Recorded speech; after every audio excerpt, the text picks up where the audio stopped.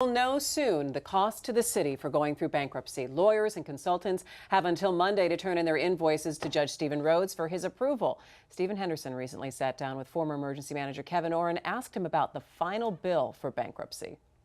I wouldn't be surprised if all the bills come in somewhere in the neighborhood of $150, but you have to remember— 150 million. 150 million, yes, Right. $150. You have to remember of that number, that also includes the city was paying for our retiree committee, their professionals, Sure. for a whole slew of other professionals, not just the core professionals, the 5 firms that worked on behalf of the city for my office, emergency Right. manager. So it's expensive, but you know. Is that lawyers and consultants, or would you say lawyers that's, and consultants? That's lawyers and consultants. Lawyers and consultants. We paid a lot, yeah.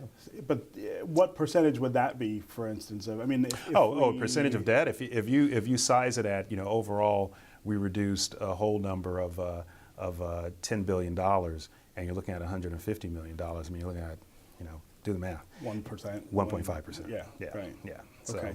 In bankruptcy, trustees get 3%.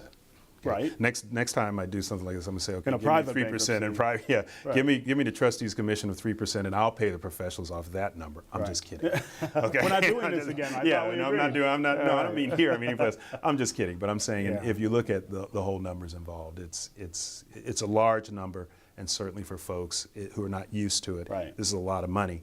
But relative to what was accomplished, it's reasonable. All right, it's reasonable. You'll be able to see that entire interview with Kevin Orr on American Black Journal here on Detroit Public TV on Sunday, December 28th. So, are these advisors' fees reasonable in his Well, words? I mean, reasonable is relative, right? You got to keep it in context. It's a lot of money. It's $150 million that the city probably doesn't really have to pay. At the same time, that's why you don't go into bankruptcy, right? You make those kind of mistakes, you end up in that situation. It's going to cost you money to get out. You got to put it in perspective. 1.5% of the debt that was written down is way below standard for a bankruptcy, and I think Kevin even says in the interview that standard would have been 3%. If they had just said up front, we'll take a percentage, that percentage would have been 3, so double what they ended up with. So I think you got to think about it a little more than just the sticker shock, and say, well, this is what it cost to get things done the way we did,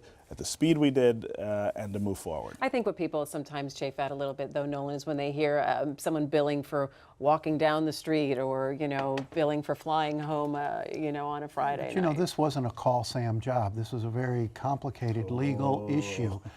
They hired the best lawyers in this field. That's going to be expensive, but look what they got in return. As Steve said, they wiped away $7 billion in debt and restructured another $3 billion.